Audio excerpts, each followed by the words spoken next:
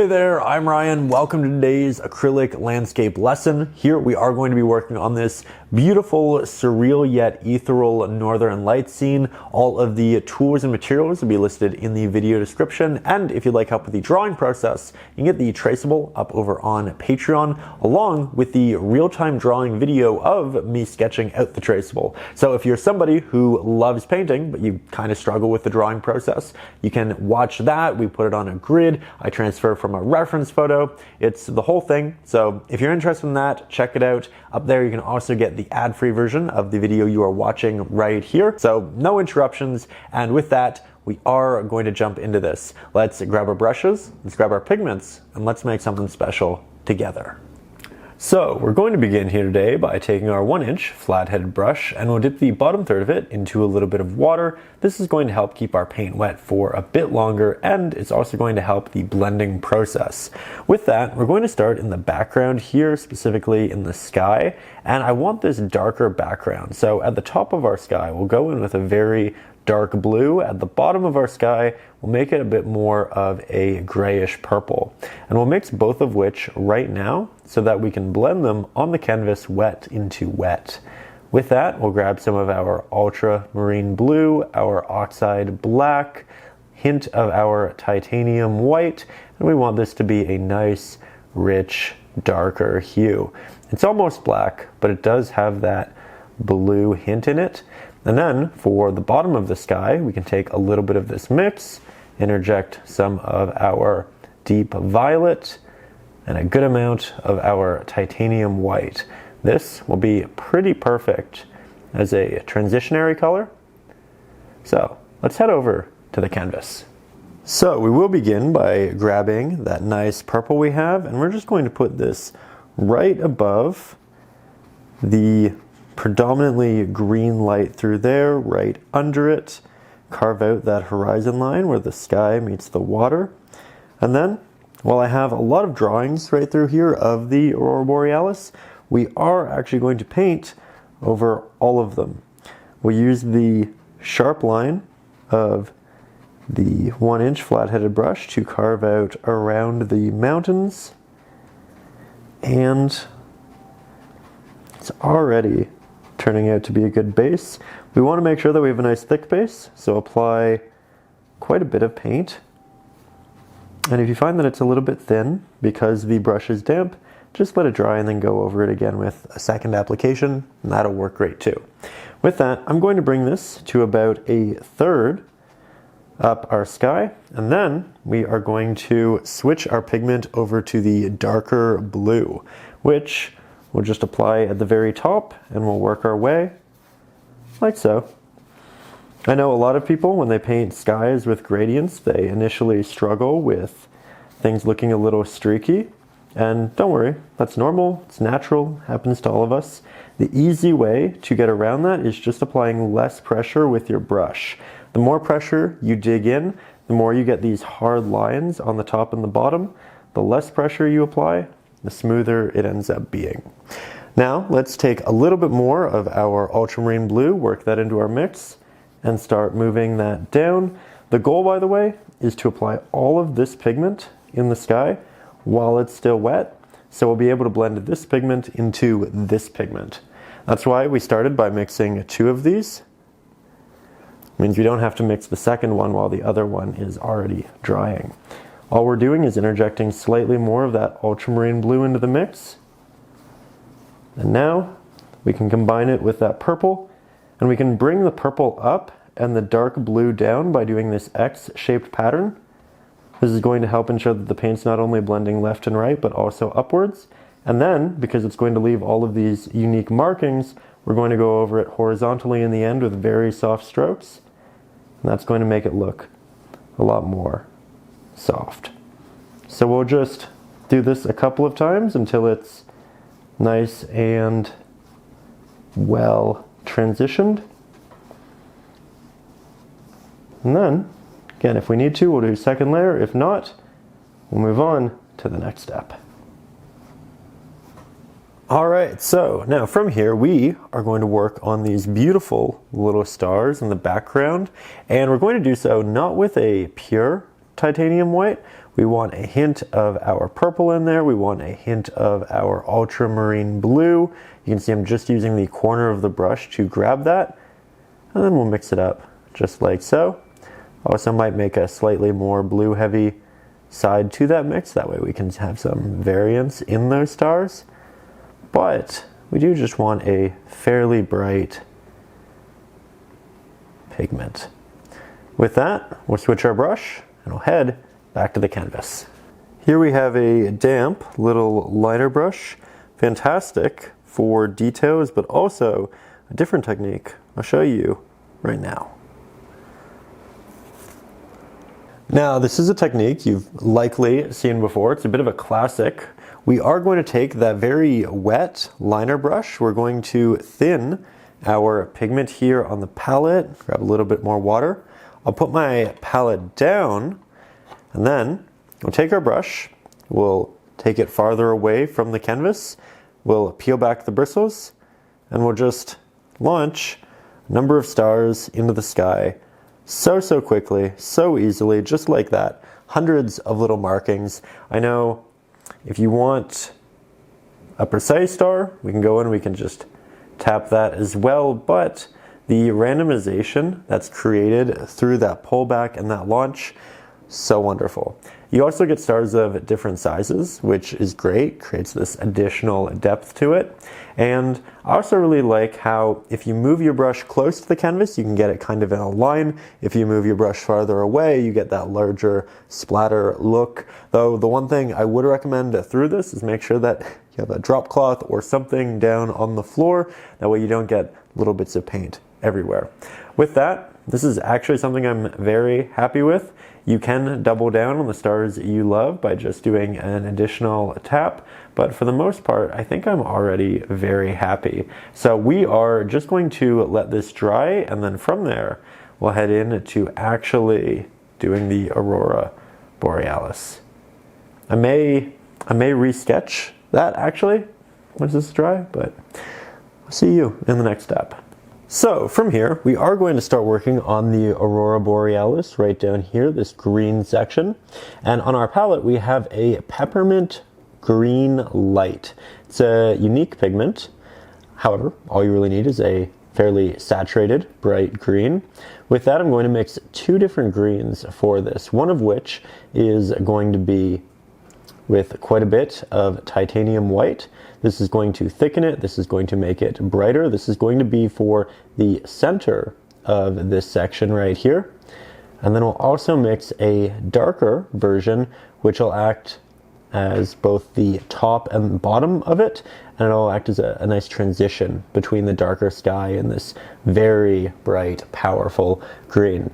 With that, the second mix, I'll actually take what we have right here, make a second little spot, grab a hint of our ultramarine blue, because that'll make it akin to the color of the sky. We have some connective tissue with that. And already, I love this. I think it's perfect. So let's head back into the canvas while this is still wet. We'll start with this one, and then we'll build that on top. Now, as you can see, I did just resketch in where all of my lines and colors are going to be. If you're up over on Patreon, you can download the traceable where I show you exactly where to put these. There's also a real-time video, it's about half an hour, where I do the actual sketch for the canvas. So if you're interested, there's a link to that down below, but you can also just freehand sketch it. You know, it's nature, and we can have fun with it too. With that, I'm going to grab the darker mix of the two. I'm going to start by applying it right down here with the large flat-headed brush. You can see that all of my markings are fairly vertical. However, there's a slight movement because I want my vertical markings to move on an angle up to about this point for all of these. So if I'm working on the Aurora Borealis over here, then my brush is moving slightly this way. If I'm over here, then my brush is moving slightly this way, which means right here, it goes directly up. And then as we get towards the left-hand side, it starts to change to move up on a slight angle. And that's just going to make it a little bit more dynamic, give us some leading lines. It's also in the reference photo, so it makes sense. And now when we want to get to the point where we start blending this upwards, we make our brush just a little bit more damp. We take off the excess pigment and we can just do a little drag upwards until it dissipates. We can also take the brush and then down here, bottom, same kind of idea. We want to be gentle to the point where we're not really rendering hard lines. And we'll take off that excess. Once you have a good amount of water and paint on there, you can kind of just dry brush it. We want to make sure that we have next to nothing left on the brush. And we'll just do so. You can see how beautiful the top of that is. Very subtle, nice and easy. We did end up ripping a little bit of the paint out of the middle there, so we'll need to go in and reinstill that. But now I'm going to grab the brighter pigment. We'll go over that area. We'll just build this up. We might need to let it dry just a little bit. That way we don't pick pigment off of the canvas. However, the idea is that we do go back in with that nice, thick, brighter green. We apply it just in the center here, and we blend it both up and downwards. You can see I'm changing how I hold the brush. Just try to make it convenient, regardless of what we're working on. Because there are going to be times where it's more efficient to hold your brush like a pencil. There are going to be times where you want to hold it like a paintbrush. There we go. So we're just going to keep blending this, and I'll get you a little bit closer with the primary camera so you can see it with real detail. So when we get up close, you can see that it's not evenly distributed. There's some areas that are a little bit more thin, especially in the center, and that's because we took the pigment that was in the center and we dragged it up and we dragged it down. Now I'm going to switch brushes. This is a filbert. As you can see, it has these nice round edges that makes the applications a bit softer, less harsh, and this is going to be great for what we do next. So I'll grab some of our highlight. We're going to go towards the center, and we can get some of our pigment off of our brush, as you can see, by just working it along in that mid section. And then once we have the majority of that pigment off of our brush, we can start to drag it upwards in the way that we did previously with the larger flathead. This is just going to give us more control and ensure that we don't over blend. It'll also avoid too sharp of markings. I really like how when we go upwards, you can see those individual little streaks. It's a great detail, but I don't really want that in the center area. So we go back in again, and we'll probably go back in 2 or 3 times till we get it the way we really want to. Every time we do this blend, we thin it, and we make it so that we probably have to go in and do a little bit more. That's okay. We all love painting here. Spending a little bit more time at the easel is probably something we just look forward to. Finding the bottom lines a little bit more harsh, so I'm going to go over that a couple of times. And we just do this until we're happy. My brush right now is dry, by the way, just because I already had some water on the canvas from the previous applications, and the dry brush technique is working fairly well. Okay, now once we have it the way we want, we can do one of 2 things. We can switch to the liner brush, just like this, make it a little bit damp, grab that same highlight, and we can work in little streaks. You can see it's very subtle. I'm applying next to no pressure because I really don't want anything dramatic on the first application. I want it to be something where I try it, and if I like it, then I double down on it and I make it more thick over time. But the first ones are very, very thin. But here we're just adding hints of them. So we can do that. Or we can just move on to the next step, or we can add a little bit more titanium white to our green, and then with the liner brush, add that to the center and build up that contrast. But I don't want to build the contrast up too much because I want to save the heavy contrasts for up here. This is just our first little area. We spent quite a bit of time on it because this is where we first practice a lot of our techniques, but the rest will be pretty smooth. Here you can see I'm just doing little blends up and down.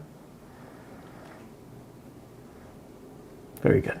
Okay, so now we're going to look at all of the other portions of light in here, and when we zoom in, we can see that just above all of our green, there's this hint of purple. It's going to be a lot easier if we paint that purple in now and then we do the greens over top of it. So I'm going to grab some of our titanium white, about double that in our deep violet, a little bit of our oxide black, because we don't want it to be too bright. We want it to be this nice subtle hue in the background. Add some complexity, but not too overwhelming. So you can see that we're going back and forth between the oxide black and the titanium white till we get something that's not dark, not bright. It's kind of this middle ground that leans slightly dark. And it's going to be a lot darker on the canvas because it'll be semi-transparent, and on the canvas we have that darker pigment showing through. So I think this will be pretty perfect, and we just need this for that next step. So what we're going to do now, we are going to pick up the filbert brush that we had before, or we could go in with the larger flat, but I think I'm going to try the filbert brush for a little bit, and we're going to look where I have these sketches in, and then we're just going to do these, as you can see, vertical markings, like so. And the rule with this is quite similar to what we had down here, in that the central portion, we want that to be more opaque, and then as we get up higher and lower, we want it to dissipate in a gradient. Now, this is quite dark, but this is exactly what we wanted. It's nice, it's subtle, it's not too much, and we can actually cover just about all of our sketches with this.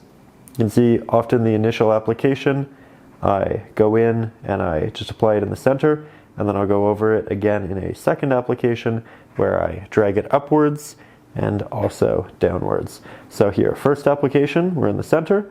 Second application, we are dragging and blending. Missed this little portion in the middle, so we'll go back and we'll make sure we get that well applied. And already, I think this is very promising. We're also going to change the direction of our brush strokes as we get towards the edges, because remember, right through here, it's perfectly vertical. When we go over here, it goes diagonally this way. When we get over here, it goes diagonally this way. There we go. Nice and easy. My brush is barely damp, but it is a little bit damp because we do want this to be semi-transparent.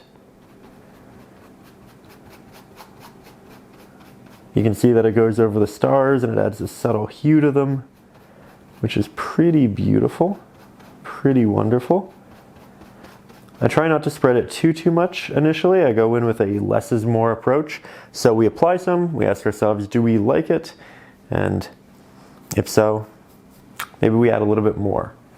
But maybe we keep it just the way it is. Trying to keep a good amount of that open sky still present, because I want that nice contrast with the dark portions of space. There we go. And I think we'll get a little bit more for this section, but we're almost there. We're almost onto that next step. You can see how quick we get with it once we get comfortable. It is a lot of fun. Just going in and softening using that filbert brush so that we don't get any hard streaks. But much like the last application, if you want, you can switch on over to the liner brush. Nice little guy, great for the details. Get some of that pigment on there, and you can create some actual lines.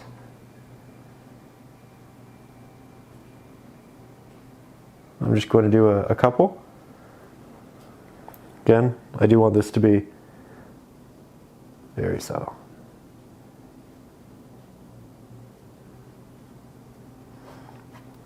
You can also do a little bit of finger painting to soften it.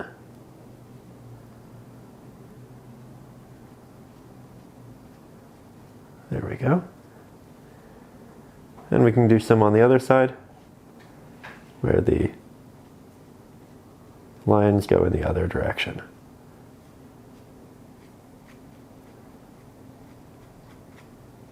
Then in the center, right here, we go perfectly up. And then it starts to change to the left and right. Though this really is it's like a bonus application. It's not something you have to do. If you're somebody who likes more detail, I'd recommend this. If you're somebody who likes things a bit more simple and clean, then you don't have to do this. But I like it a lot. And there's less of these lines the farther down we go. Might do one or two more, and then we're on to the next step. All right, so things are looking good. Now we're going to head back to our reference photo, and you see all of these beautiful greens that are right below the purples. That's what we're painting next. I do have a new color on my palette right here. This is actually a Liquitex Basics, a bright aqua green. Beautiful color. If you can't find this, you can also use a combination of your green and your ultramarine blue. These two will render something not exactly like this, but it'll be fairly close and it'll look really good up here. So we can use that, or you can use a combination of those two. That said, I am going to grab this new pigment. I'm going to grab some of our titanium white. I'm going to grab a hint of our green, not much, it's very saturated. Just want a little bit of it.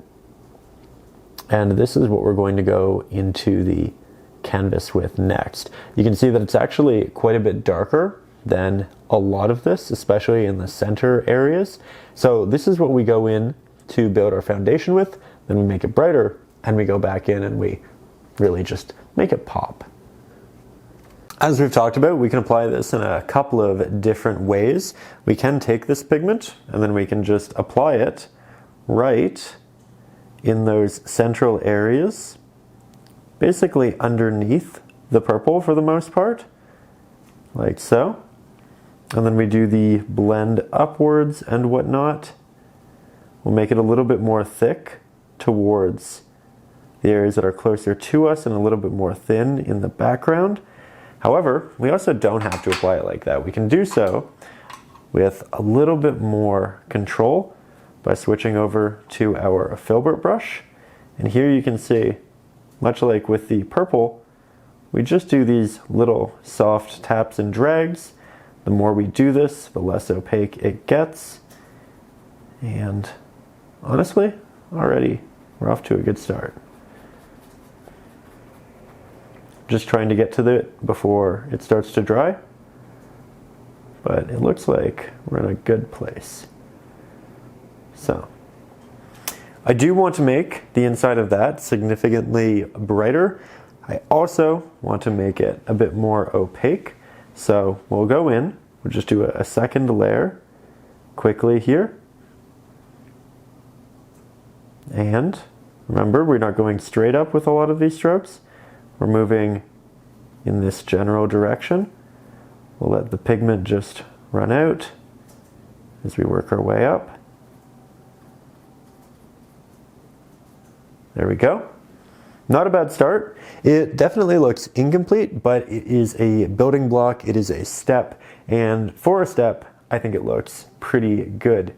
We can also, with some water, create more of that line work using the sharper edge of the brush If we go in with the top, you can render a sharp marking, where if we go with those corners, it's a lot softer. It's a pretty versatile brush once you get used to it. But with that, let's add more towards the bottom of this, like so, and then we just blend it up as we were doing. That's nice and strong, I like that a lot. There we are. We have this beautiful little area right through here. You can see we're applying it towards the bottom of our purple spots. You can still see the purple above a lot of it. And this is going to be pretty opaque, this area right here. And we're on quite the angle towards that edge. Already. It's coming together quickly. You can see that I apply the stroke and then I lift off with the brush as I get towards the top. That's going to give me that nice soft transition from a hard line out into space. And then I'm also going to create little lines and impressions towards the bottom just to make sure that that's also nice and dynamic. Now let's head into this area right here. Remember, the top is going to be a little bit more vertical. And then as we get towards the edge, things start to change a little bit. Same goes for this side.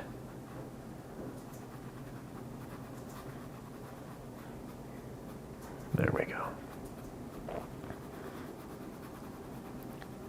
Honestly, really fun start. Hope you're enjoying, hope you're having fun. If you're painting along, I hope you're starting to see it come together. If you are watching this before you jump into your own version, then I hope you feel like you're getting confident with the techniques and the applications. I think this is one of those things where you can paint it extremely quickly, and I used to have 10-minute paintings on it, so I know you can paint it very, very quickly. But it's also one of those subjects where you can take your time and you can end up with something much more unique and detailed and intentional. And that's what we're really doing here today. We're taking a subject which could be easy and quick, and we're really giving it our all. We're not doing the shortcuts, we're not taking the easy roads for the most part. When the most beneficial road is the quick one, we'll do that like with the stars. But that's just because we can't render those markings that small any other way. For the most part though, we are taking our time and we're ensuring that we're making something that is quite a bit more complex. Something to be really proud of, you know? Definitely getting there. So, with that, I think we also need a line right through here, but it's a bit farther away, so I'm not going to make it as prominent. We'll just run this right down through there, and then it comes up pretty dramatically, like so. You can see that I'm almost just sketching at this point. Going back over those lines, making them a little bit less harsh, including the bottom area. Very good. Now again, this is going to be a bit more opaque, so we'll go back into this. You can see I'm leaving little openings here and there to make it more interesting.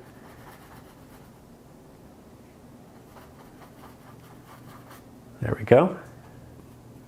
I think we need to mix up a bit more paint. Mine is starting to dry. Always get asked the question, how do I keep my paint on my palette wet for so long? And often the answer is I just remix my pigments. There we go. A little bit of water on the brush does help keep it wet longer, but remixing it is really the way of maneuvering that. It's also good to remix your pigment because it ensures that you really know how to make that pigment. You don't just do it once and forget. It means that you're really learning, and the next time you want to make that color, you are likely going to be able to do so quite efficiently in a new painting, in a new subject, because you will have revisited that mix and you'll have instilled that idea that process, that combination of colors into your head. And that's really what we're trying to do through a lot of this.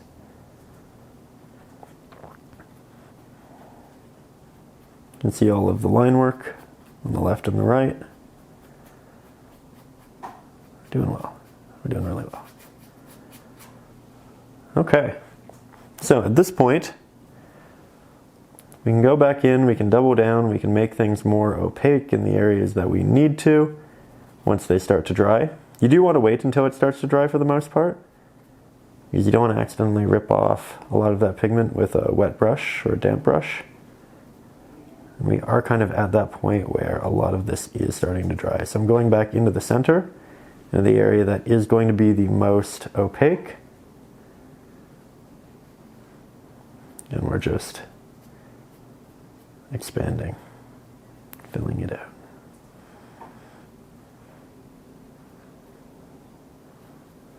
Beautiful. Grabbing a little bit more.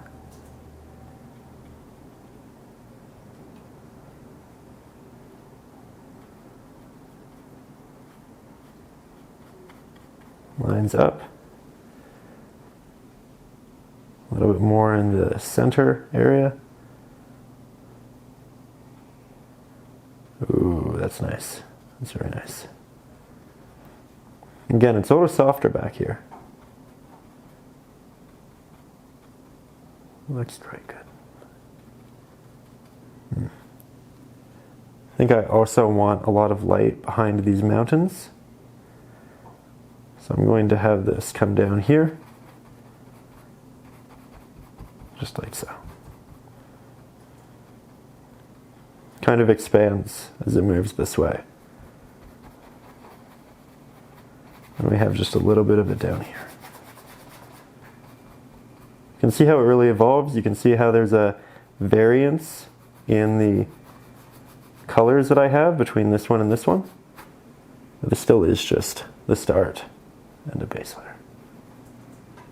Just to note that it is a little bit more complex than using one color, one highlight, etc. You can do one color, one highlight. I did in the 10-minute paintings, but again, we want something a little bit more complex here. Okay.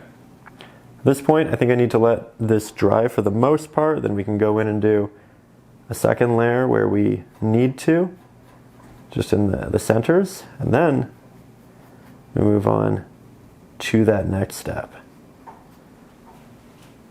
Wonderful. So now that we have that great greenish base layer, we are going to go even brighter. That means more titanium white and more of this beautifully unique color. I'm going to avoid adding the green into this mixture. We're just keeping it simple. These two is all we need, and you can see that there is room to make this brighter. It's not a pure titanium white, so we can even build on this with a following layer too. I am going to begin with the filbert brush, and we'll just start placing that all of the areas we know will need it. I added some water to the brush, and as you can see, it's making it really thin, which can be nice, but can also make it a little bit difficult to work with. So if you do add water to your brush here, try not to add too much. I think the less is more approach is probably ideal. That said, we are still making this work, and I think it's looking pretty good for the start. You can see how dramatic we can make this in relation to what it was. And you can see that I am just adding it in the center, and I'm trying to keep the edges that beautiful green that we have here, where we can do a little bit down here, like so, a little bit up here, as so. I'm not applying it into all of the areas either. This isn't a blanket application. It's a bit more intentional. And then we go back and we do that blend, do that blend, do that blend. Very good. Okay, get a bit more. Head over to this side. A bit more.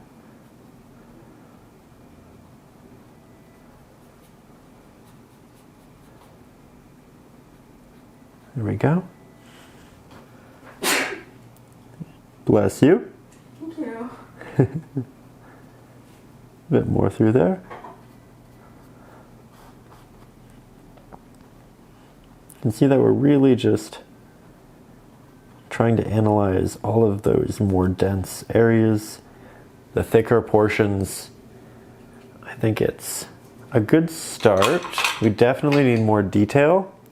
So I'm going to mix up a bit more pigment. That way we have a good thick amount.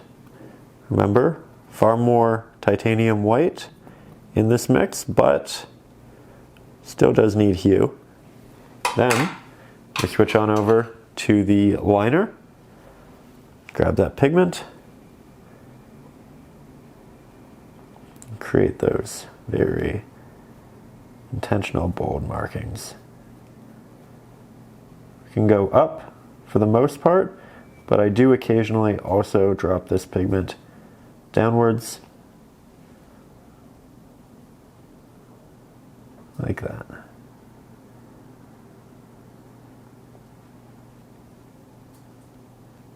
Okay, very good, very good. Once you get these dramatic streaks, it really comes to life.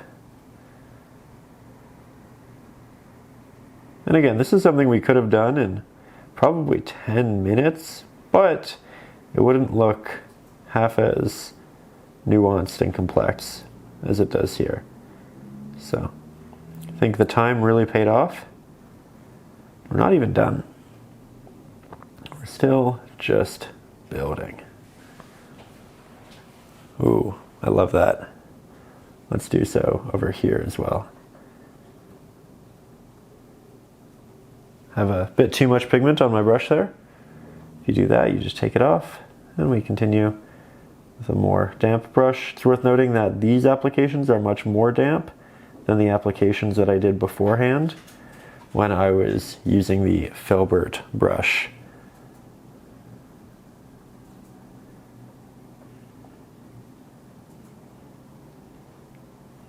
These are fairly vertical in the center. Then it changes.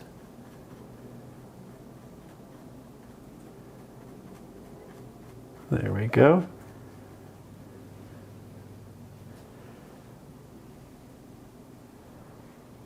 Okay, now this goes like this. I'm trying to connect the lines. Over here, it should have a little bit of that, and then it gets more straight through here. And then right there, it's straight. Okay, we found it. One of those things where we just need to take a little bit of extra time to make sure we're doing it right. These are a bit more subtle than these. Going to ensure that the central areas are nice and opaque because this is such a prominent part of the painting. Such a visually dominant space. Ooh, that looks fantastic. We can make it look even better.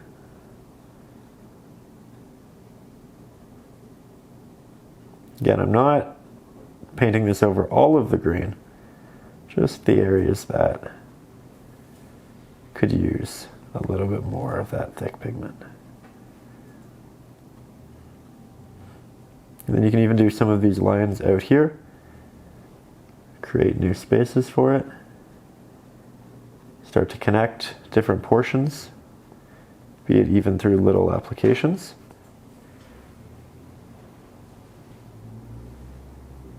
We'll also do some through here, but not too much, because I want it to be progressively a little bit darker as we get towards the horizon, because the light on the horizon is going to almost dampen the light of the Aurora Borealis.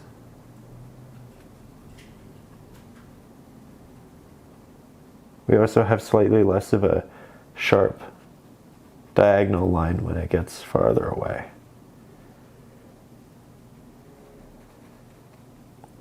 Okay. I think this is looking pretty good.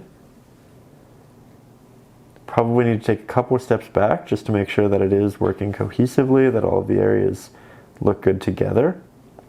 It's really important. Sometimes we can get too close and we forget what it looks like as a whole, what it'll actually look like in a room. The best way of really figuring that out is just taking those steps back, or if you're in a small environment, take your phone out and it'll look much farther away when you try to take a picture of it, because it'll make it small. Just a little hack if you're in a smaller painting studio or room. I know I've been there. And using mirrors can help, using phones can help.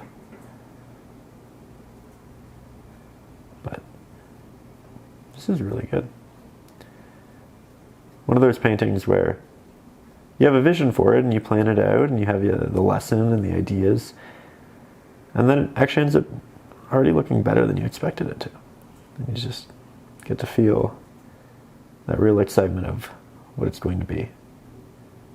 Here you can see I'm doing little markings here and there, but this looks good. You can also do more titanium white in the mix, and really double down on the areas you love, but you don't have to. Already looks great. Alright, so now we're going to take a little bit of a break from the sky here, and we're going to work on these rocks in the background just for this mountain set right here. I don't want to do any of these because I want to layer them on top of the water. So the game plan is to do this, then to do the water, then to do that. Then we can touch up the sky and do what we want to there. With that, we are going to grab an abundance of our Oxide Black. Because this is in the distance, it's going to have some atmospheric reflective light. That means you're going to have the colors of the background in it. And that means you're going to have some of our beautiful, again, the color is a bright aqua green. I'm mildly fearful that I'm getting close to needing glasses because reading that was harder than it should have been. However, I'm also going to grab a little bit of our Ultramarine Blue, a little bit of our Peppermint Green. I'm grabbing colors that we used in the sky as a whole. We're making this nice big darker pigment. We're going to make it a little bit brighter. That way we can see the hues in it better. And we don't go with the first color we mix. We keep mixing until we have what we actually want. So I think we're getting close. I really like the blues in it. I like both blues in it. I think this is probably pretty wonderful. Let's head back into the canvas and get this covering up a little bit more of that empty space. Now, we can apply quite a bit of this pigment with the larger flat-headed brush because it does hold so much pigment and it applies it very quickly. So I'm going to begin by just lining the base right here with it, and then we'll also apply it into this larger negative space. Though I'm not getting too close to the edges because while I love this brush and while it is great at putting in these bigger base layers, it's worth noting that it does have a wide edge and therefore isn't ideal for the detail work we're going to need to instill within this mountain set. So we are just doing the basics. I might do just a little bit right there and a hint through there, but very soon I'm switching my brush to do the more complex applications. It's also worth noting that if you need help with that drawing process and where these mountains are, again, if you're up over on Patreon, you can just download it and the traceable and then sketch it back on. But I feel like I have a good idea of where all this is because I did sketch it before and it helped me familiarize myself with the subjects. Might make some minor changes, but so far so good. We are going to now switch, because we are in this area that requires some real details, to the smaller flat-headed brush. really like this because, much like the larger one, you can pick up quite a bit of paint, you can move it around, you have that nice sharp edge. However, it's a little bit smaller, so we can render these complexities with significantly more ease than with the other brush. We want to make sure that these peaks are slightly different heights and that they all look slightly different from one another. In the reference photo, there are 5 of these peaks. In my sketch, I only had 3 because I wanted to simplify it just a little bit. I didn't want it to become too overwhelming for the eye. I didn't want it to distract from all of the light that we really wanted our viewer to look at. And that's a big part of landscape painting and just painting in general, recognizing that some subjects should be simplified so that other subjects can really stand out and have a lot of detail. If every part of the painting is extremely detailed, then the eye isn't going to know where to go, it's going to get confused, and you're going to lose that magic of that primary subject. So, in a situation like this, we simplify just a little bit in the background. I'm still trying to make all of the peaks different and unique. I'm still trying to create natural evolutions there. I'm just not making as many of them for the sake of not being too repetition heavy, not being too detail heavy in an area where we shouldn't be.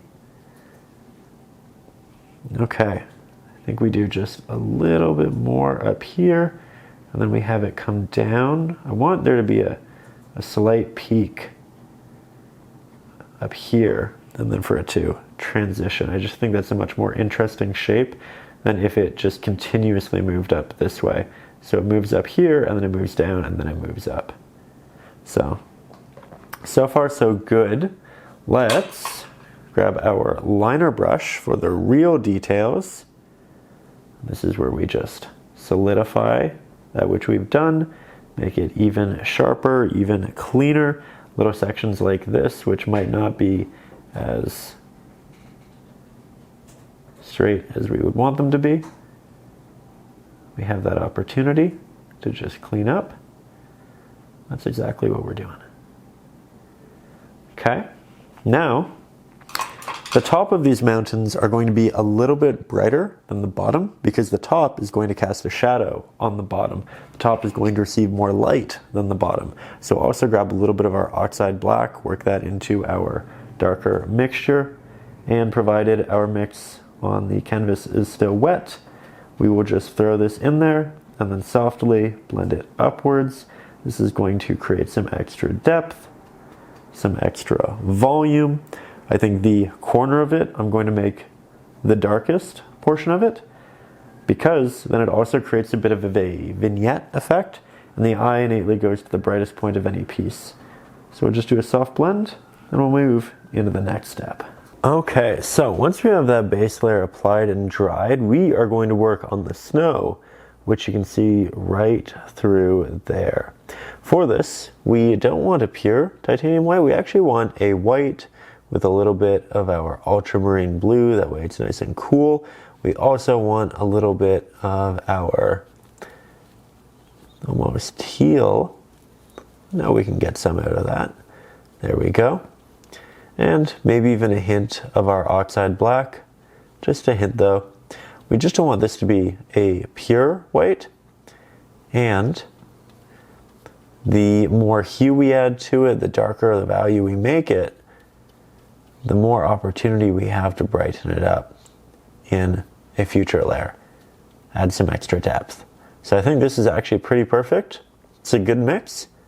So let's head into the canvas. All right, so let's grab our liner brush, a little bit of that pigment, and then remember, in between each of our peaks, we're going to have a little bit of snow that works its way downwards.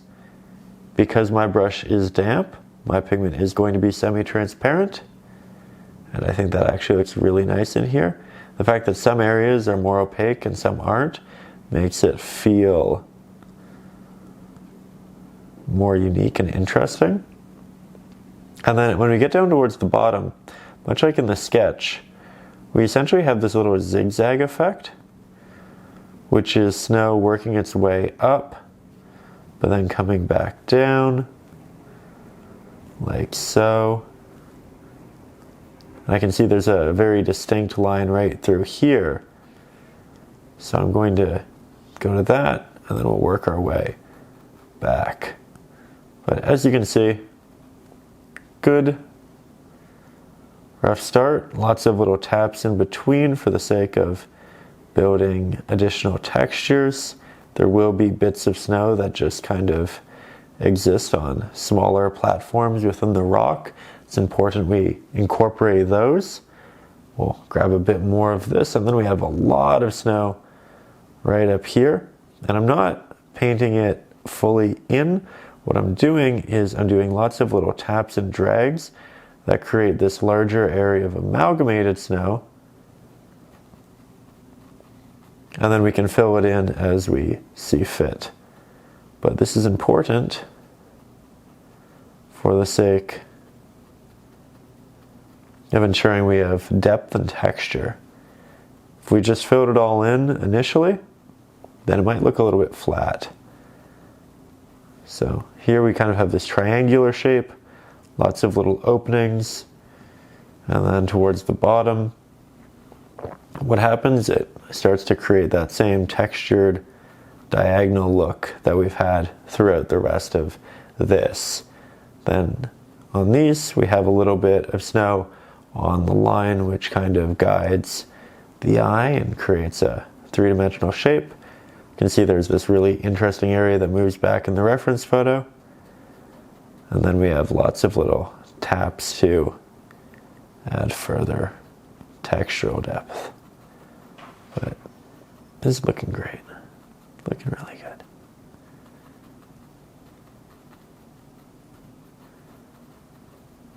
Okay.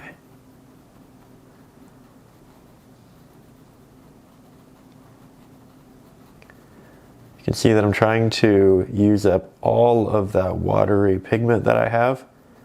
Just make it as subtle as I can. You can barely see it in this darker space, but it does help. It does build those very subtle details. Okay, very good. Now, let's grab our 1-inch flat-headed brush. Let's interject some extra titanium white into the mix, just like so. Now, we'll go back in and we'll double down on some of the more important lines. A lot of those are actually going to be right down here. Like so. And we just selectively build up. We're not really applying this into new spaces. It's predominantly that which we've already committed to and began instilling. It's just doing more of the same and bringing ideas we like to fruition.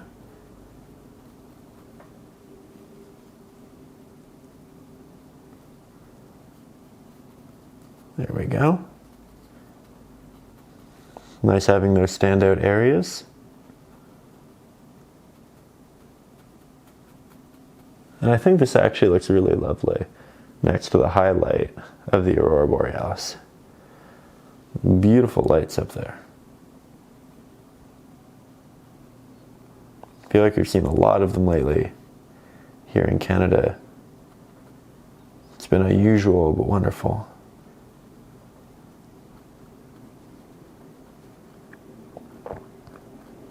There we go. And I think we have more to be applied in this section.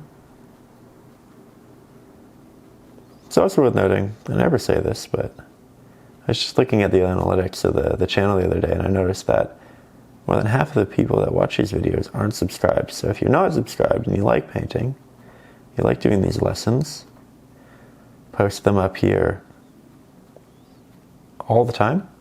So if you'd like to watch more and you'd like to spend the time together, relax, get creative, do consider hitting that subscribe button. We make these wonderful paintings together all the time. That said, I think this looks really, really nice. Might go back and add just a little bit more highlight, textural detail to the bottom areas, but for the most part, I'm very, very happy. I hope you are too. Now, initially, I was thinking about doing the water next, but when I look at the reference photo, you can see the water is washing up on the shore through here, and you get those beautiful little foamy portions of the water, which is interesting because it's such a cool setting. But with that, I think I'm actually going to do this landmass first, and then we'll work on the water right after that. So for this, while our initial mountains were a little bit brighter, a little bit more hue heavy, this is going to be a bit darker. The closer we get to us, we see more distinct values because we get less of that reflective atmospheric light. So we are going to go in with a lot of Oxide Black. We're going to go in with a little bit of our titanium white. We're going to go in with a good amount of our Ultramarine Blue as well, because we do still want it to have that blue hue that is quite prominent through the rest of the painting. And then towards the back of it, so we'll use this for the front, towards the back of it, we do incorporate just a little bit more of that titanium white, so it's a bit more akin to what we had in the mountains, and then it's this nice gradient and transitional pigment. So with that, let's head back into the canvas, have some fun. Now, I'm going to be honest with you. It is just about 1 o'clock in the evening, and I am starting to get a little bit tired. So I don't know how much more of this I'm going to do tonight, but I was really enjoying working on the mountains and those highlights, so I do want to do a little bit more. With that, I do apologize if the energy gets a little bit more relaxed. You know, maybe that's a good thing. These are our videos, they are meant to be relaxing. Maybe if we just slow down a little bit, that's actually good. With that, that's our more highlighted version. Now we'll make that darker mix, might throw in a bit more of that ultramarine blue, and yeah, you can see quite the distinct difference between the two hues and values. I like that a lot. We'll just work that through there, work that through there. Move that forward. Do a little bit of a blend. This is great. This is really, really good.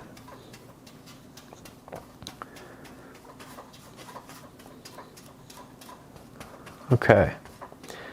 Now, we don't have to soften all of these applications because it's rock and it's meant to be a little bit more coarse. Having the tooth of the canvas can be quite a nice look in it, actually. However, I am going over it with these horizontal soft strokes for the most part, just so that I get something that's a bit more clean and I can tell if areas are thick enough or if they require more pigment, because I do want this to be nice and thick. It is a base layer, it is in the foreground, and I think it's quite noticeable when these layers are a little bit thin in a final piece, and I think it makes a big difference. So if it's not thick, do go ahead, do those bonus layers.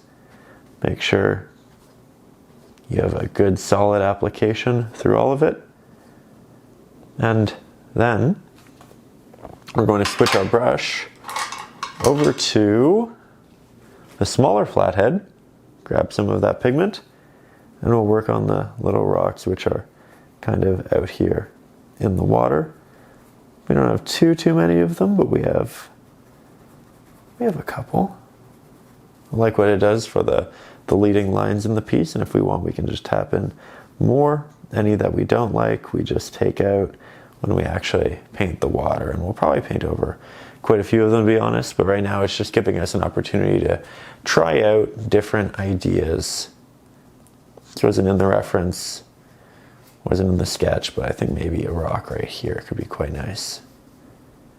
And I'll double down on that idea with a little bit more pigment. There we go. Yeah, I actually love that. I think that's a really strong addition. Maybe we add another one right here. See how we like that. I think I actually like that a lot too. Taking steps back so I can see it as a whole composition. The idea here is by adding another rock right here, we're connecting this side of the painting to this side of the painting. If we had all of our little rocks in the center to the right, it might feel like this isn't conjoined. It's not a part of the same scene, at least subconsciously. So just adding little things like this is a great way of bringing the viewer's eye throughout the entirety of it, and just having it all visually make sense. But I think that's strong. So now we are going to let this dry, and then we're either going to add a second layer if we need it, or we're going to add some snow. I think we're probably going to add some snow. Really happy at this point. Now, once we have that base layer in, we are going to do a lot like what we did in the snow back here. That means taking a lot of titanium white, a little bit of this beautiful pigment, a little bit of our ultramarine blue. We'll mix this up quite well. Go slightly brighter, maybe a little bit more ultramarine. Snow is highly reflective, so all of the greens and blues in the sky will get their pigments incorporated into that reflective snow. But I think this is actually a great start. Quite pretty, good base layer, and then once you apply this, we're going to build on top. Now, when we apply this, what we really need to be careful of is not applying too much too quickly, though I will use this larger brush for the top section right through here because we do want that to have a lot. And then I'll start using less and less of the brush. So now I'm using about half of it, and I'm creating these little divots, these little protrusions that come out, and then sometimes they connect, sometimes they don't. We have lots of little taps, lots of little drags. Here I'm trying to create it to be a bit more separate so you can really see what I mean. And then we have, as I can see in the reference photo, a much more connected area right up through here. So we'll just apply that. Do a little bit of snow in between here. Make sure that it goes this way. Then I have some that points up. That creates nice little leading lines. And from here, I think it's just about time we switched our brush. But this is a great start. I have quite an abundance of pigment on there already. We'll switch on over to our little liner brush, make sure that's nice and damp. And then we'll start connecting these little guys, doubling down on the areas we want to be opaque, doing little taps here and there to show great little details and bonus areas of texture. Already, I think it's making a big difference. And again, we don't have to connect all of these through a brush stroke. Sometimes these little taps in between are enough to create that implied connected tissue. And when you take a step back and you look at it, those little dots can also look like connected areas, but more interesting ones. So far so good. So far really so good.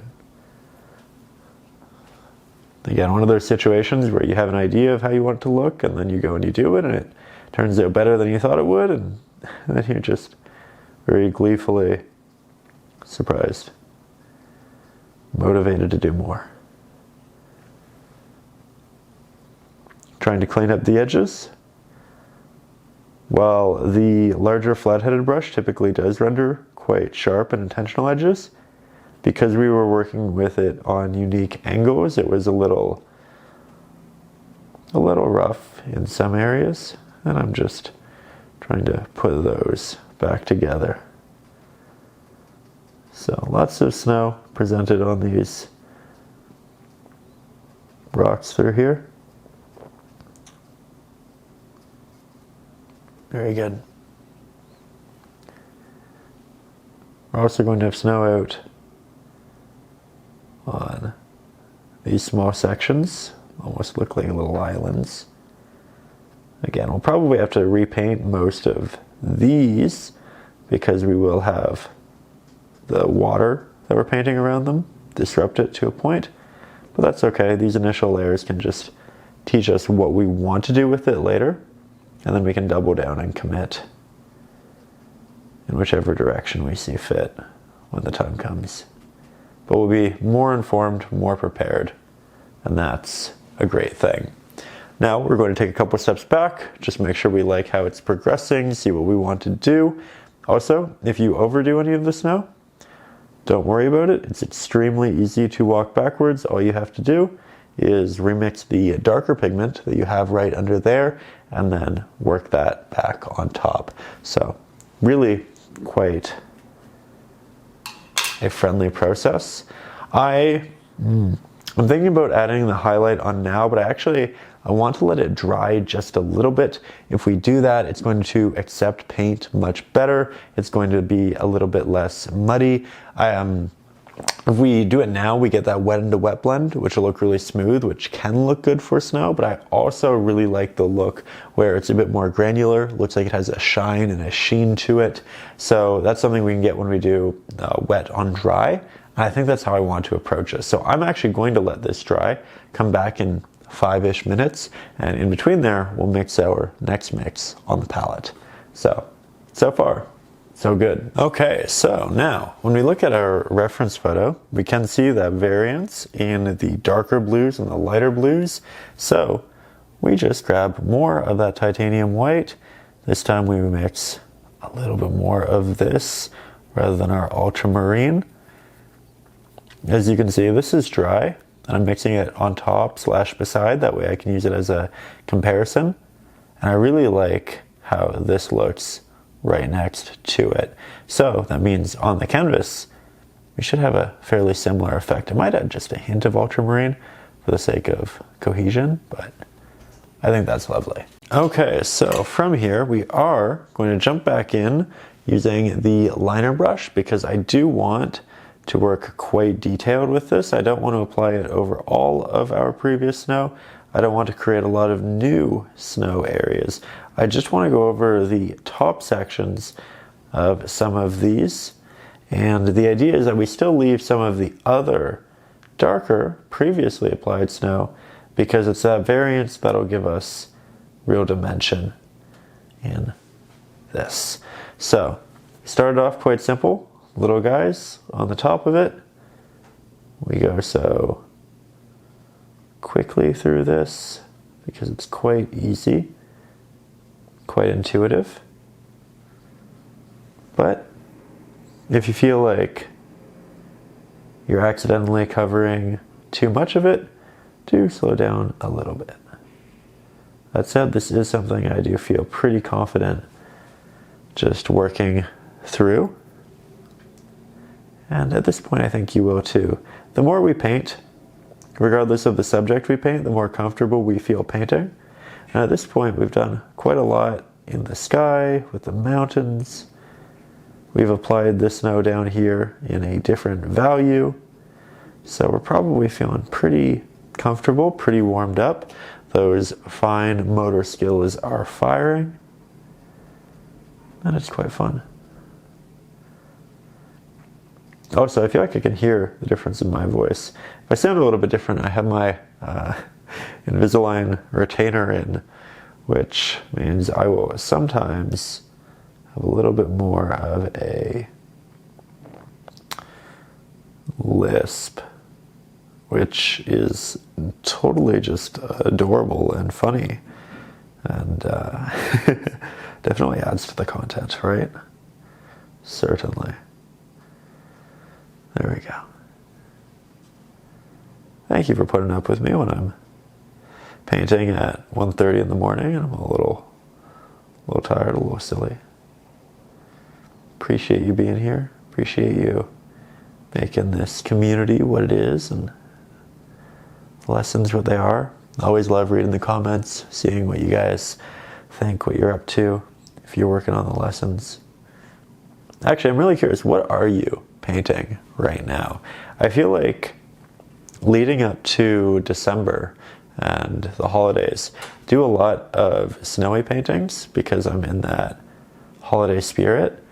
And then in January, February, I'm never really sure what I want to paint. I feel like I do a lot of different things, diversify more, because I feel like there isn't a distinct, we paint this at this time of the year. So what do you paint at this time of the year? Is it still snowy scenes like this? Because I do have quite a few snowy reference photos I would still like to play with. But I'm also curious about other ideas. I know a lot of people go on vacations to tropical places this month or next, so I always try to do one nice beachy seaside painting.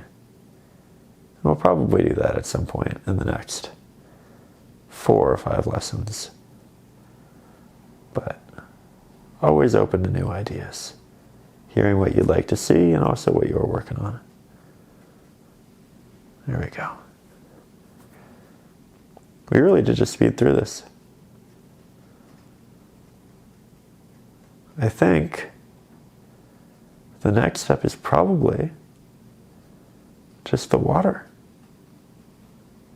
And then we can go back to the lights and expand on them if we want to.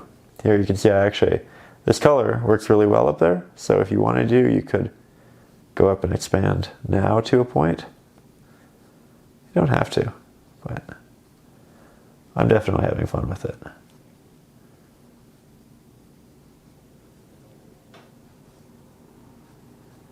Trying to expand on the light a little bit. Just make it thicker towards the top portions.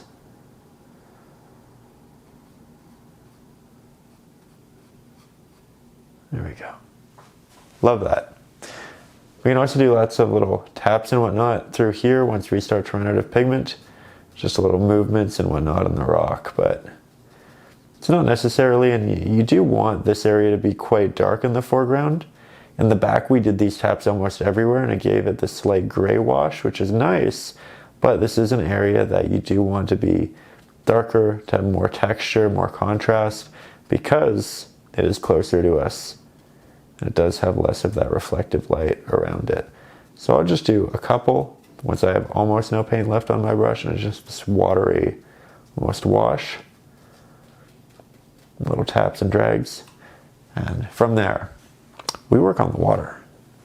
Big steps. All right, so now we're going to head into the water here, and this means mixing 2 colors. One, the very dark pigment right down here at the bottom, but also the mid-value green you can see at the top here.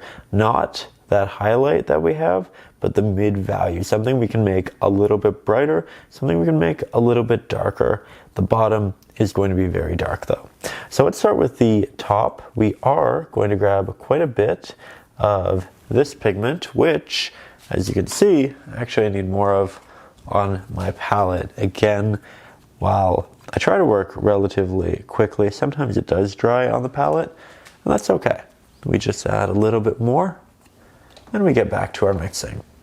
So, we'll grab this. Going to grab some of our Ultramarine Blue. Going to grab a hint of our green here as well. We're grabbing all of the colors minus the purple.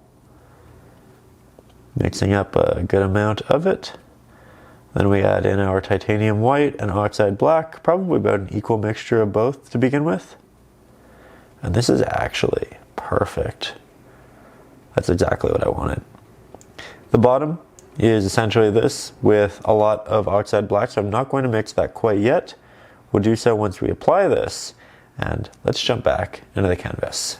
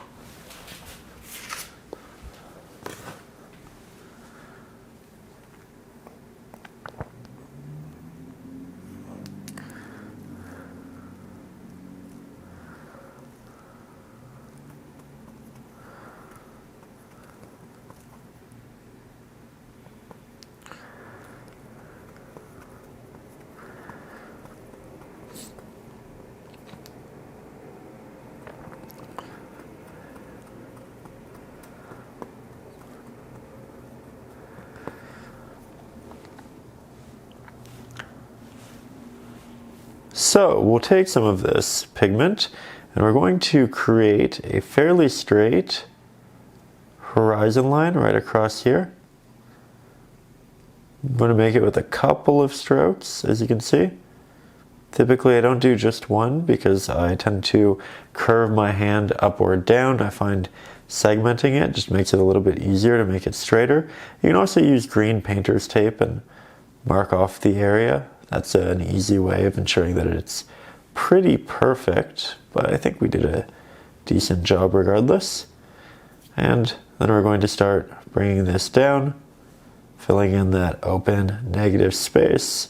We are currently just applying the base there. So this is something that is going to look a little bit flat, a little bit basic for the time being, and that's okay.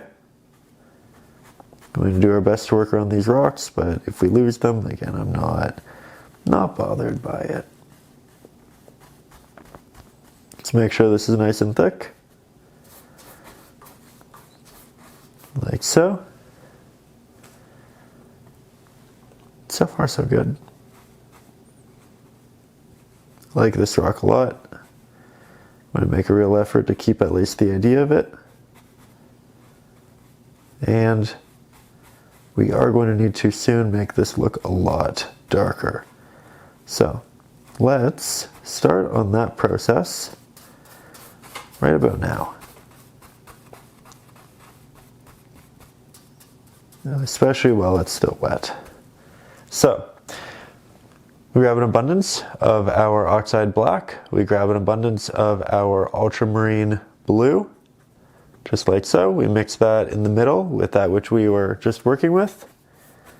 We're going to throw that in the center here, work that around our rocks to the best of our abilities, but if I cover them up, that's okay. I know I keep saying that, but it's one of those things where it's sometimes even hard for me to cover these things up because I really like them and I don't want to, but I'm just convincing myself, reminding myself, it is okay.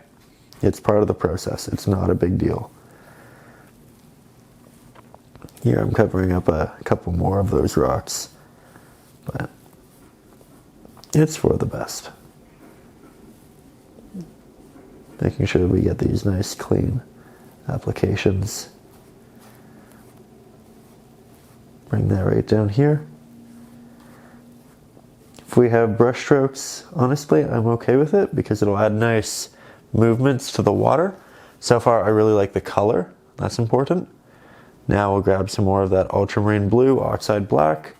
We'll continue to work that down here.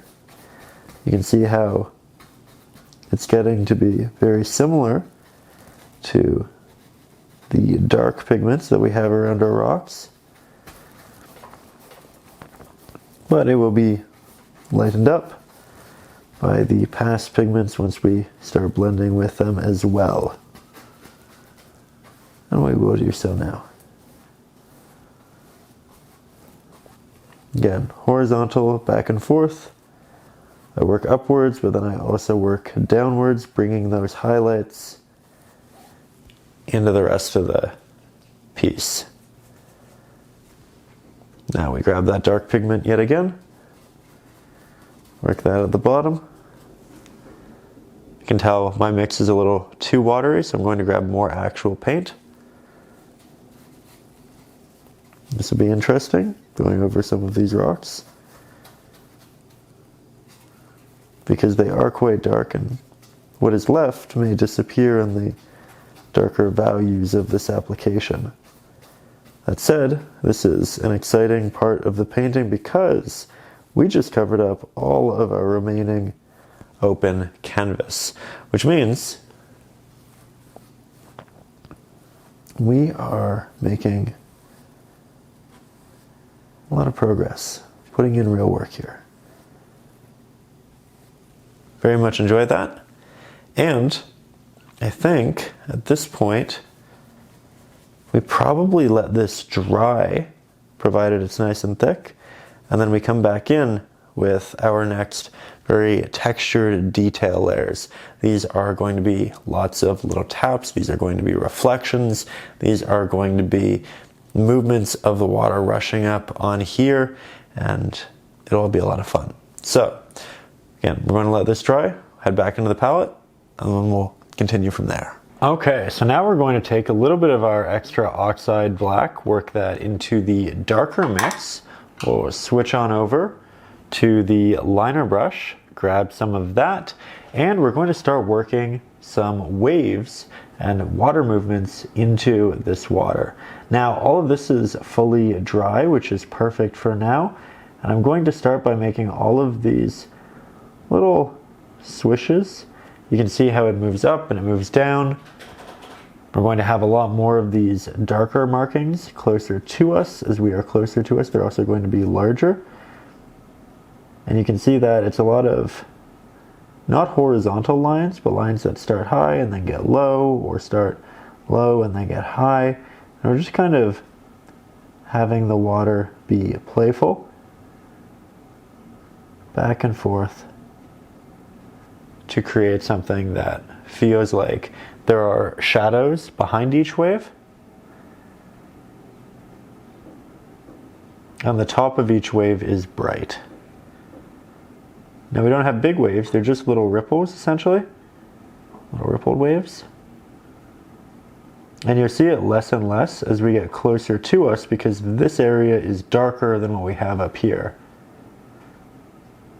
And that's how it should be. We want it to almost get lost and dissipate over into this edge and into the bottom, but we're still going to put it there anyway, just in case the pigment does show through just a little bit. We have that added texture, movement, keeps it nice, dynamic, and interesting. So we barely see it, but it does matter. And this is just an easy way to start the water. You can see these markings are pretty water heavy themselves, very semi-opaque, semi-transparent.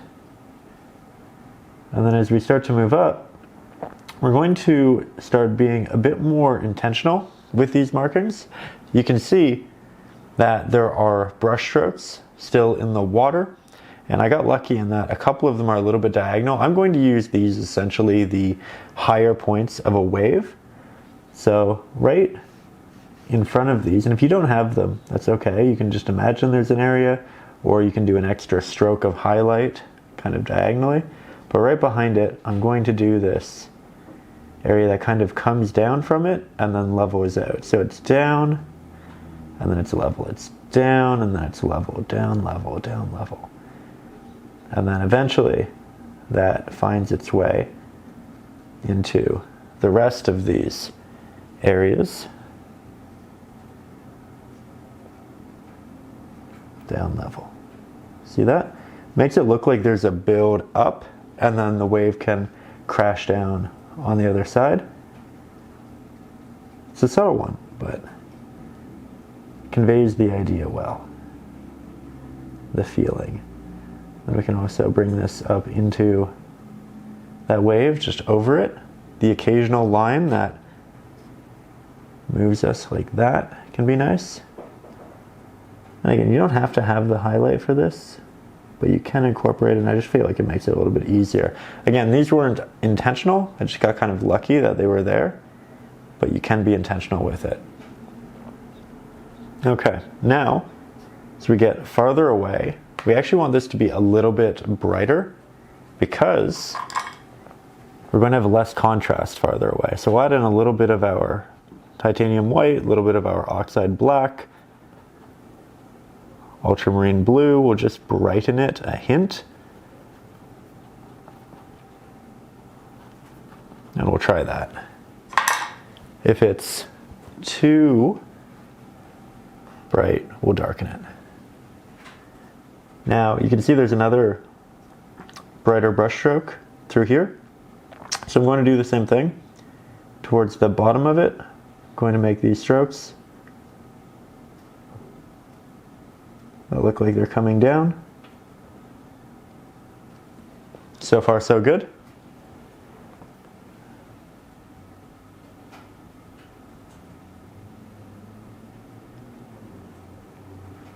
Definitely feels voluminous now between the two.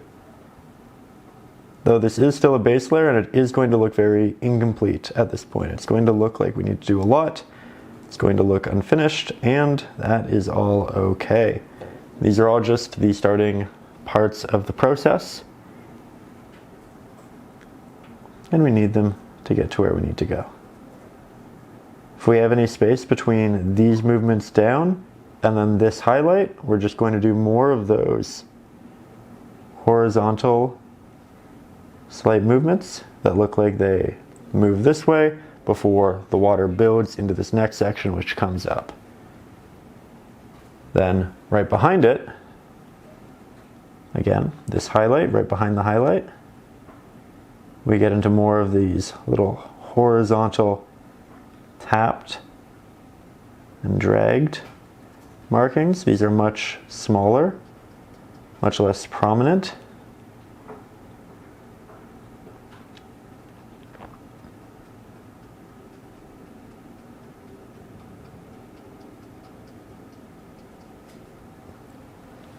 And you know what? So far, I like that a lot. Again, it's simple. It needs a lot of work, but we are making real progress here.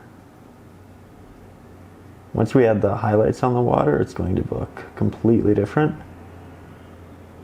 And I'm really excited to show you that part of the process. But for now, lots of little taps amongst that which we have. As we get farther and farther away, we're not going to see the detail in the markings in the water. We're not going to see these little shadows and separations in the same way. And soon, we're actually going to create little lines that are a bit more elongated. We'll also have some areas that present as larger waves. And we just do that through actual larger dark markings like so. And that makes it look like there's that separation, that height. And then we start to break it up more. Again, if we make all of our markings like that, then they don't really feel like they should. They're less impactful. And I think this probably becomes too overcomplicated visually. So it's all about that balance. Right now we're just doing those little taps. And we're getting there. We'll also probably switch our brush as we get up towards the top. And we are getting close to that. That said, I can tell the heat just turned on, and I don't know what that does to the audio of these microphones. So I think I'm going to turn that off just so you have good sound, and then we'll be right back to painting together. Now here we are. Heat is off, and we're a little bit closer for detail's sake. Thought I'd show you just how abstract this does start to look when you do get this close. It really is one of those situations where if you keep your head really in the canvas you'll probably feel like it's not looking the way it's meant to. But then when you take 4 or 5 steps back from the canvas, you'll be very pleased with that what you did. One of those funny little illusions with art. But friendly reminder that we don't typically look at paintings from half a foot away. We look at them from half a room away. That means 7, 8 feet in a lot of scenarios.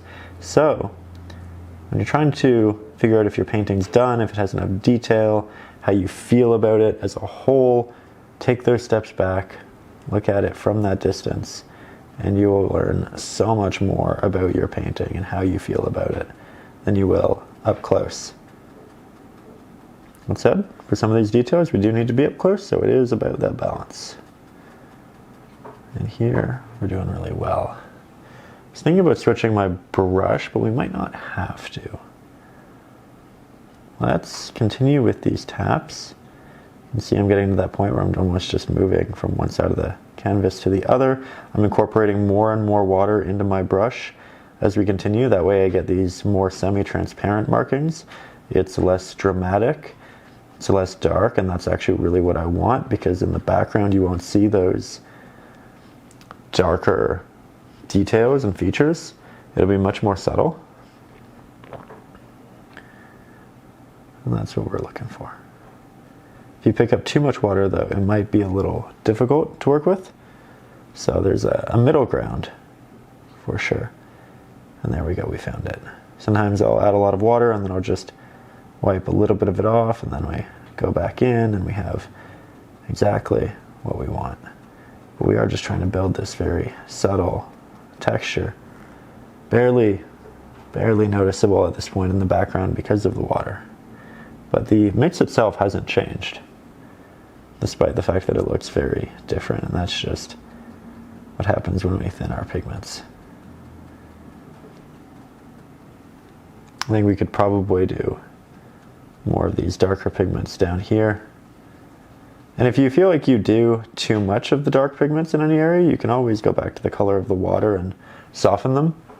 But so far so good. Now, we still need to do the highlights, but I think while we're here, I'm going to take some of that dark pigment with the flat-headed brush, and I'm just going to sketch in some of the rocks that we had before that I want to reincorporate. I'm going to probably change the positioning a little bit, but keep the general idea of them. Have these leading lines as subjects, which cause us to move more and more into the painting. So we have a couple like that, bring us up like that. Want to make sure they're nice and thick. This one's quite prominent. We definitely have a little guy protruding out here, kind of a continuation of that, another protrusion out here, a continuation of that. Very good. And we're just looking for spots. I wanted at least one rock on this side of the painting so that we didn't feel like the eye is just being dragged over here. So maybe we do 2. This one and this one, they're tiny, but I think they help. We can make this one a little bit bigger.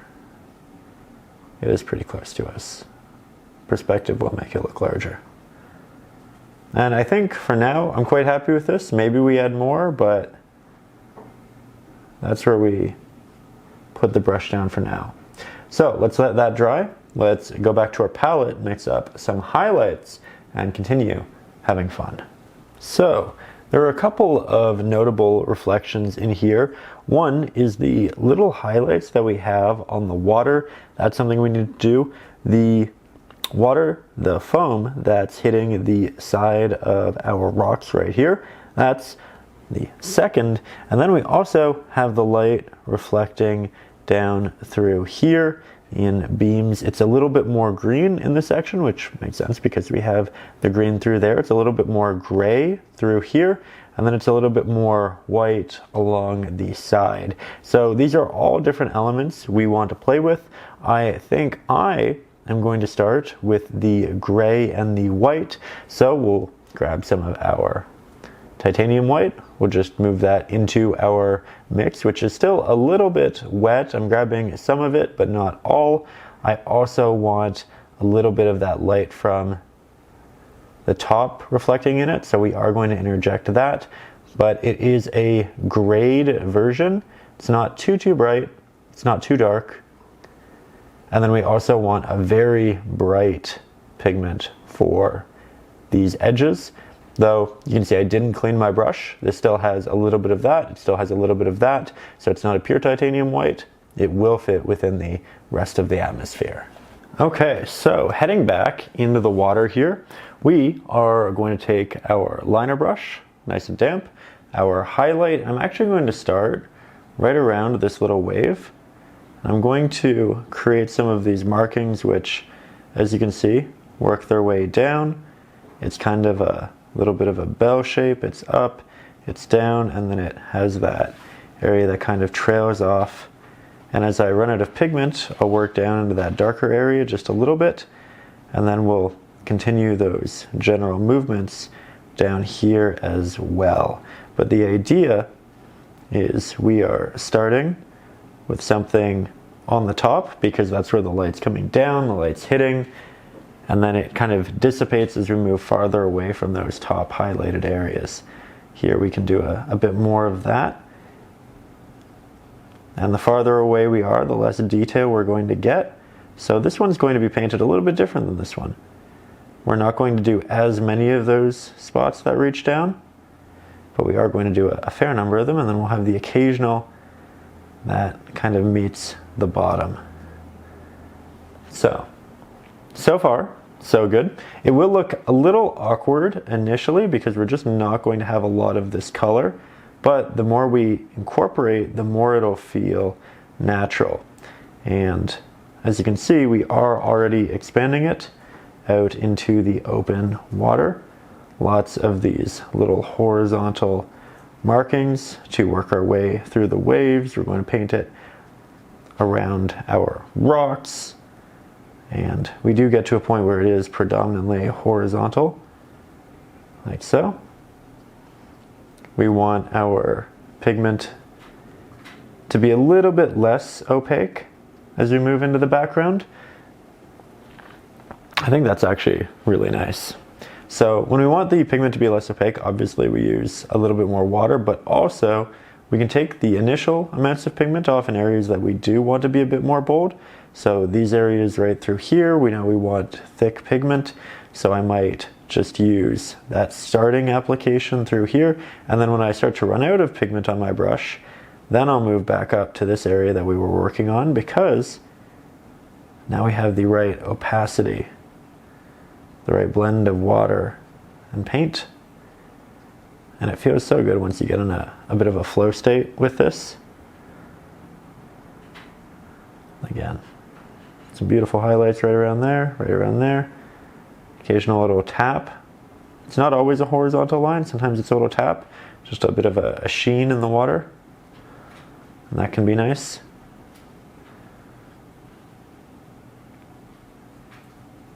And then we bring this forward, but as we move forward here too, I want it to get a little bit darker because we are moving farther and farther away from the light. We have more of that heavy contrast because it is the foreground, and I also want it to have that vignette effect towards the bottom. So far so good. So far I actually really like it. Now we can do little bits of these elongated highlights above the darker shadows, because that means that the water is rising. We will have highlight atop it, and then once we run out of some pigment, we fill in the areas in between with the taps we are becoming very familiar with. We did this with the darker pigment, we're doing this with the lighter pigment. And just to reiterate the general steps here, we started with a mid value of our watercolor, our green, and then we went in with our darker shadows, the areas that aren't receiving light, and now we're going in with the highlights, the areas that are protruding, that are catching more light. And we just kind of bounce between those until we get exactly what we want. It's likely that we'll do slightly more of one or the other, and we'll want to tone it down, and we can tone it down by just doing the opposite. It's the beauty of acrylics. It's so forgiving and friendly, and if you don't like something, that's okay. We just go over it yet again. That said, I think we're getting really lucky here, and I'm very happy with that which we've rendered thus far.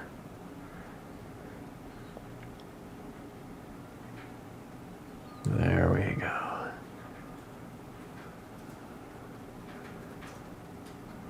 Beautiful. Beautiful, beautiful, beautiful. We're getting to that point in the painting where it just feels so natural, so good. Lots of these highlights towards the top. And I think I'll get you closer again for the details. So here we are, again, grabbing that highlight, heading up here, tap, tap, tap. There's still areas that are a little bit darker where this will stand out. And even if it's almost the same hue and value as the top, it's still worth doing because there will be a slight variance, and that will create a slight texture, which we do need to tie it into the bottom. And we might even double down on some of these motions. In the bottom, I might start to create these areas that are a little more dramatic, more spotted. Just make that water look like it has more movement in it, especially out here, because out here we are getting more and more light. It's really interesting how all of these minute, fairly ambiguous taps do end up rendering something that looks like water. It's one of those things where, say, how do you paint water? You expect some very unique technique. But in actuality, it's a lot of just tapping. A little bit of a drag here and there. It's really about layering your values, making sure your hues and values are right. But we're definitely getting there. And again, as you get farther away, you get less of that because you just don't see the detail in the same way. But for now, we do have this negative space, and it is a fun playground. All right, let's head over here. We don't have much over here. And it's farther away from the light, but it's not too much farther away from the light. So we should still have an impact, a reflection of the light. And we still need to do the water that rushes up against the shore in the brighter mix. I'm going to do less of these highlights right behind this big rock because it's going to be blocking light. So I might take some of this bonus pigment off elsewhere, and then when my brush starts to run out, we can head behind that rock and just get a little bit of bonus texture without all of the bright value, like that. Then we can do a bit more water in here. I might break up some of these waves just because they look very intentional. I think it'll look a little more natural if we just create some level of separation in there. Maybe like that. Again, taps are the answer. Very good. Now let's grab some of that really bright pigment.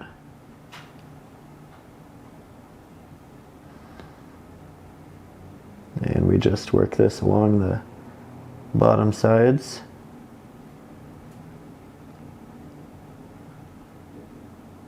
like so. Works really well with the snow. Let's make it a bit more watery. Oh, that's a little too watery. You can really see that. Sometimes it does create those droplets.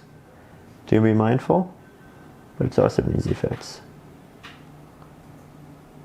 And here in the foreground, it's pretty notable. You can see I'm putting this behind all of our rocks.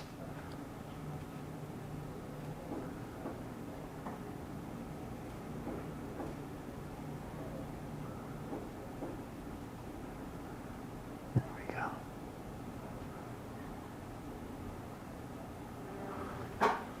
So at this point, again, we're taking those steps back. Love how it's looking. I'm ready to start implementing some shadows for these mountains right back here. We have so much light pushing forward, and these are going to obstruct a little bit of that, particularly right down here.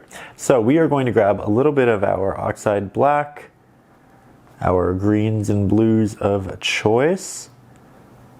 And we don't want it to be too dark, we don't want it to be too bright. It's very much a mid value because these are pretty light value. So this doesn't have to be that dark. It doesn't need to be like what we have down here. And with this, we'll just start doing these little taps. And I'll just pull up the reference photo yet again, just to make sure that I'm putting this all in the right spot. But we are going to let it dissipate as we move out from those mountains. Just slightly darker than the rest. And it's still being implemented via these taps so that we have that lighter pigment showing through with a lot of it.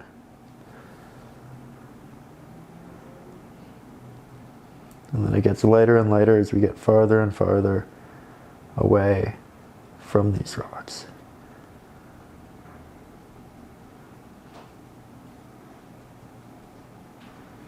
Subtle little shadows.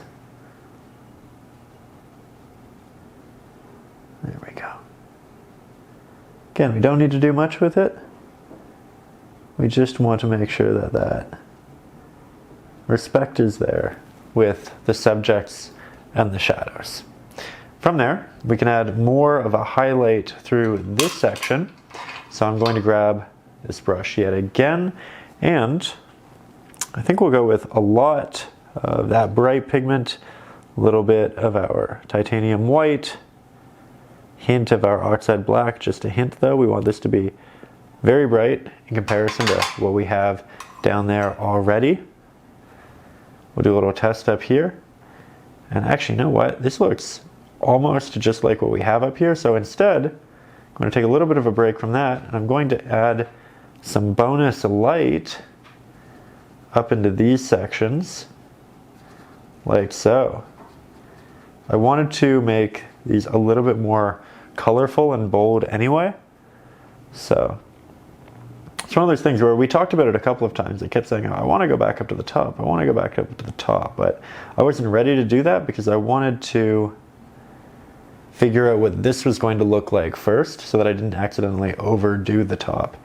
But now that we have a lot of this implemented, we can jump back up here. We can brighten things. Let's grab some extra titanium white, work that into our mix, and have that work its way up too. There we go. Now we have that nice gradient. Beautiful. Beautiful, beautiful, beautiful. One of those things I didn't really intend to do right now, but the opportunity presented, and I think it worked out pretty lovely. Okay. Now, I think what we're going to do is we're going to take some of that brighter color that we used up here, and we'll just do these little taps along the back area. In the reference photo, it's kind of presented through these triangular highlights, but I don't really want to complicate this area in that way.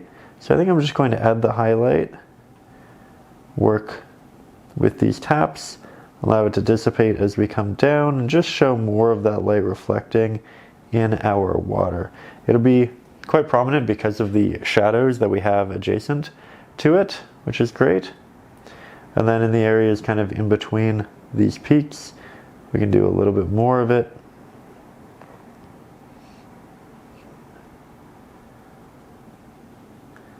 That'll make the highlights and the shadows all feel more dramatic and bold, which is great.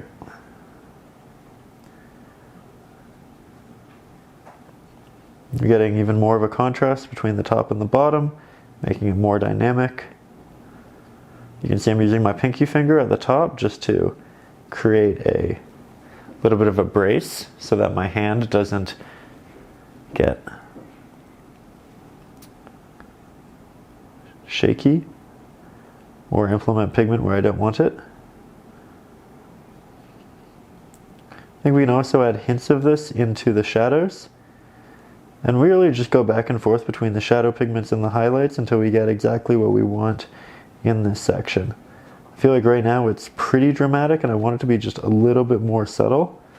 So I might blend them just a bit, but we still want there to look like this. Bit of a shadow right through there. I think we got it. Now, again, back to the more titanium white heavy mix. Now that this has had a chance to dry, I'll incorporate some additional highlight into it. Just streaky markings up through here. Very good. I think we'll do a hint more on this side.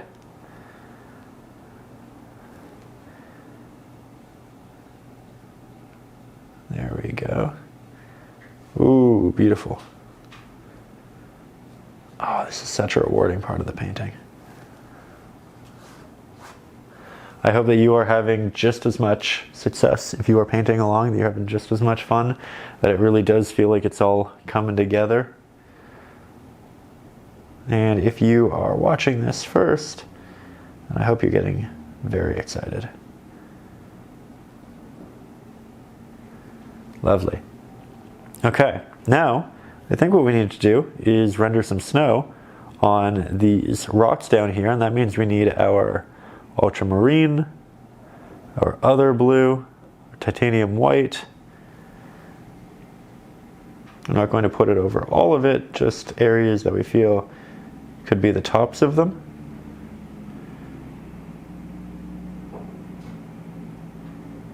And they might have multiple little platforms. That's why there's multiple taps and drags like that. Just going to make it feel a little more complex and natural within the space and setting. And we have one right down here. Very good. Oh yeah, I love that. I feel like it balances things well. Nice. Okay. If we want, we can also make our greens even brighter, add more of a highlight through here if we're careful. But we do want to be careful. Easy to overdo.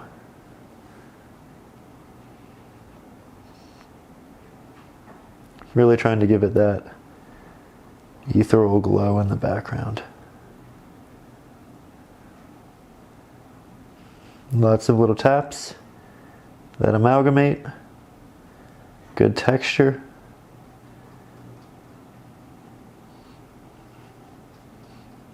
There we go. Definitely getting there.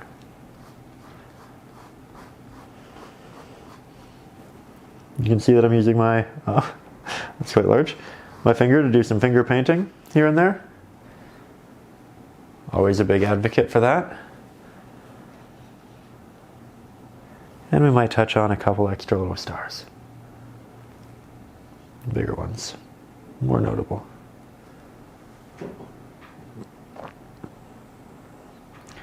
There we go. Okay, you know what? I think once we have a couple highlights on the snow on the rocks, we are just about ready to call it. I think this right here is a beautiful painting. I think this is a great place to conclude. I'm really happy with it. I think it has a lot of detail, but it doesn't have too much detail. I think that each element has been well respected. We've given it attention and a good amount. I really like the colors. I really like the flow. It's different from what we've been doing, but I think that it was a fun little pivot. I do want to do more winter scenes. I do want to do a really nice sunset, maybe on a beach or a tropical setting before we hit spring. I would love to know what you would like to see in the comments. Please leave me your suggestions for future paintings. And again, big thank you for being here. Big thank you to everybody up over on Patreon for making these lessons happen. If you haven't already, do check out Patreon. There you can get the real-time drawing video for the traceable of this. You can get the ad-free version of future videos just like this. You can get all of my ebooks, which includes Acrylics for Beginners, which includes Acrylics for Beginners, the essentials, everything you need to know about acrylics. And there's just a bunch of fun things up there. I also have all the materials linked down below. And again, you can find my new YouTube channel in the description. So with that, plenty of these yet to come. Very much looking forward to all of it. I'll see you soon. And above all, as always, you stay creative. Hey there, I know we just did the sign off at the end of the video, but again, want to say a big thank you to everybody up over on Patreon for directly supporting this channel, for making this happen. This has been an absolute pleasure to render now the second acrylic piece of the year, something I'm very proud of.